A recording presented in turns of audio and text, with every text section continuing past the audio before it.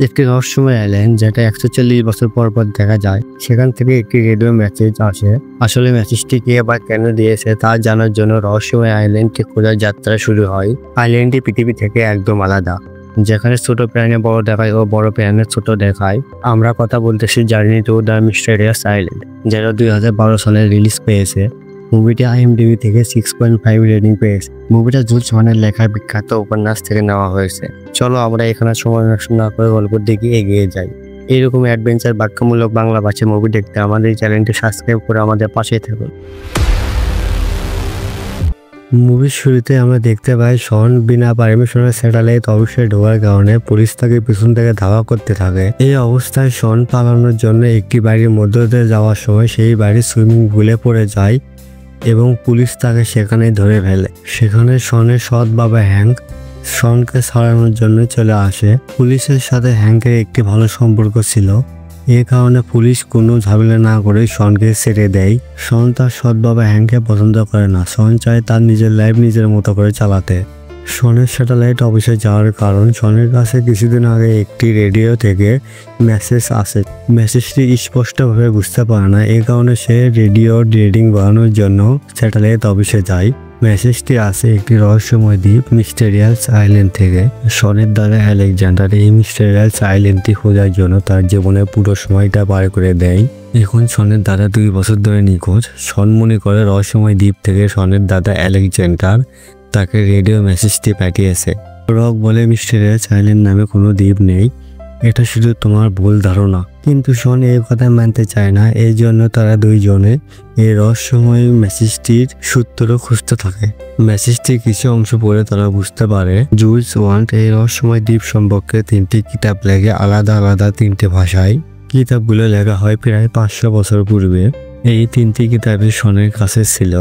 Hank 3টি কিতাব দেখে বুঝতে পারে 3টি কিতাবেরই পুরো পৃষ্ঠায় কিছু ম্যাপের ছবি দেওয়া আছে। 3টি কিতাবে একটি দ্বীপের কথা বলা হয়েছে, মিস্টেরিয়াস আইল্যান্ড। তখন 3টি কিতাব থেকে 3টি পৃষ্ঠা ছিঁড়ে নিয়ে আলোয় ধরে দেখতে পারে একটি আইল্যান্ডের ম্যাপ। তখন শন বলে আমি এই রহস্যময় আইল্যান্ডটি খুঁজতে যাব, কিন্তু হ্যাঙ্ক তাকে যেতে দিতে চায় না।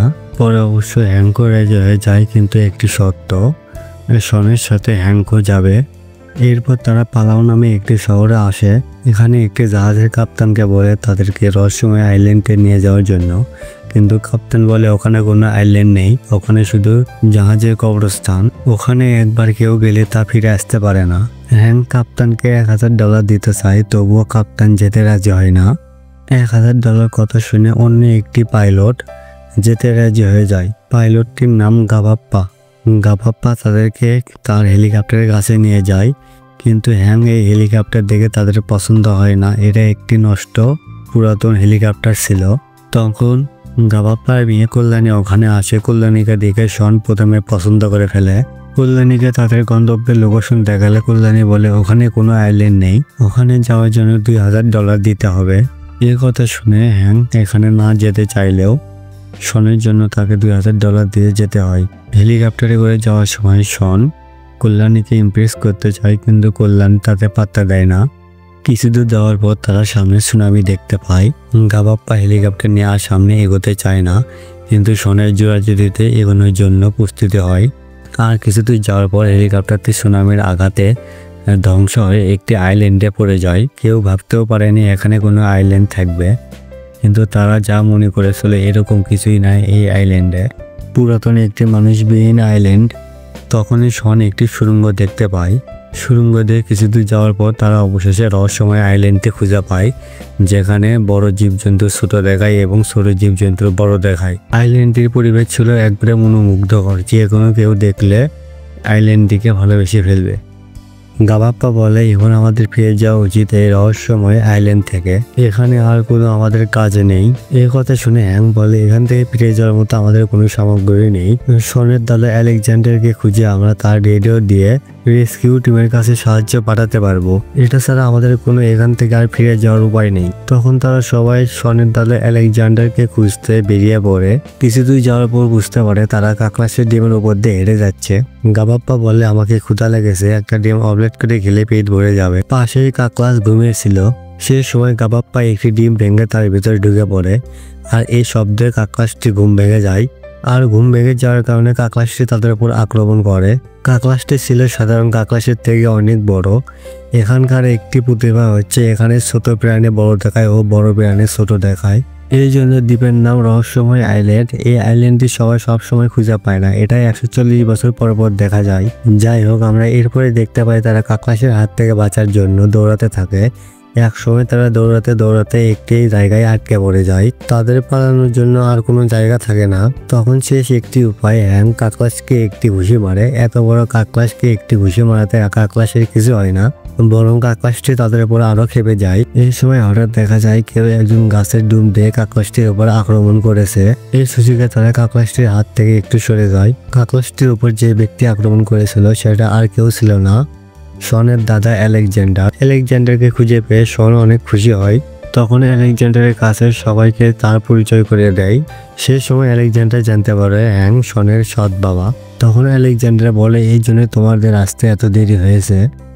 এরপর তারা আলেকজান্ডারের সঙ্গে তার থাকার জায়গায় যায়। সেখানে যায় তারা দেখতে পারে আলেকজান্ডার একটি বড় গাছের উপর তার থাকার জন্য একটি বাড়ি নির্মাণ করে। বাড়িটি আসলে একটি অসাধারণ বাড়ি ছিল। বাড়িটির মধ্যে যে তারা বাড়িটি দেখে মনোমুগ্ধকর হয়ে যায়। বাড়িতে একটা জানালা আছে যেটা দিয়ে জলামুখের আইল্যান্ড দেখা যায়, একবারে মনোমুগ্ধকর। যে কোনো দিকেও দেখলে এটা প্রেমে পড়ে যাবে। আলেকজান্ডার বলে কাল সকালে তোমাদের একটা নতুন জিনিস দেখাবো, এখন সবাই ঘুমিয়ে যাও। সকালে আলেকজান্ডারের সঙ্গে যাওয়ার সময় শন কল্যাণীকে ইমপ্রেস করার চেষ্টা করতেছিল, কিন্তু তার দ্বারা এটা সম্ভব হচ্ছিল না। এটা দেখে হ্যাং বলে মেয়েদের ইমপ্রেস করার জন্য একটা ট্রিক্স প্রয়োজন, যেটা হলো ঢিঙ্কা চিকা ঢিং। এই কাণ্ড দেখে শন খুশি না হলেও গাবাব পায় এই কাণ্ডে মজা নেয়। অবশেষে তারা দেখতে পায় জুলস ওয়ান্ডার নির্মিত প্রাসাদ, যেটা কমপক্ষে 400 বছর পুরনো। এটা বেশি অংশ সময় সমুদ্রের তলায় ডুবে থাকে। 140 বছর পর পর এটা উপরে ভেসে ওঠে। এখানে এসে তারা প্রাসাদটির নাম খুঁজে পায়, যে নামটি হলো দ্য মিস্টেরিয়াস আইল্যান্ড। এই আইল্যান্ডের রাজা ছিল জুলস ওয়ান্ড। এই সময় আলেকজান্ডার বলে এই আইল্যান্ডটি 140 বছর পর পর ভেসে ওঠে। এটা সাধারণত দেখা যায় না। 2 মাসের মধ্যে এটা আবারও পানির নিচে তলিয়ে যাবে। এখানে সবাই আইল্যান্ডটি ঘুরে ঘুরে দেখছিল। আইল্যান্ডটি ভালোভাবে দেখার সময় হ্যাং বুঝতে পারে এখানে কোনো ঝামেলা রয়েছে। সে আরো ভালোভাবে দেখে বিষয়টি বুঝতে পারে সমুদ্রের পানির নিচ থেকে একটু একটু করে উপরে উঠতেছে। সে সবাইকে বলে এই আইল্যান্ডটি আমাদের জন্য সুরক্ষিত নয়। এই আইল্যান্ডটি 2 মাসের মধ্যে না 2 দিনের মধ্যে পানির নিচে তলিয়ে যাবে। এই কথায় আলেকজান্ডার বিশ্বাস করতে চায় না। আলেকজান্ডার বলে আমি এই সবই পরীক্ষা করে দেখেছি, এই আইল্যান্ডে ডোবার জন্য এখনো 2 মাস সময় রয়েছে। তখন হ্যাং বলে আমি কনস্ট্রাকশনের কাজ করেছি, সেখানেও সাধারণত এইরকম ঘটনা ঘটছিল। মাটির তলায় থাকা পানি উপরে চুয়ে চুয়ে উঠে আসে। এই কথা শুনে আলেকজান্ডার হ্যাংকের কথার উপর একটু হলেও বিশ্বাস রাখে। এখন তাদের মেইন সমস্যাটি হচ্ছে এখান থেকে বেঁচে ফেরা। তখন শন বলে জুলস ওয়ান্ডের কিতাবে লেখা ছিল একটি জাহাজের কথা যেটা পানির নিচ দিয়ে চলতো, সেটা এই আইল্যান্ডের কোথাও রয়েছে। জাহাজটি আমাদের খুঁজে পেতে হলে ক্যাপ্টেন নিমোর ডায়েরি খুঁজে বের করতে হবে। ক্যাপ্টেন নিমোর ডায়েরিতে সবকিছু লেখা রয়েছে।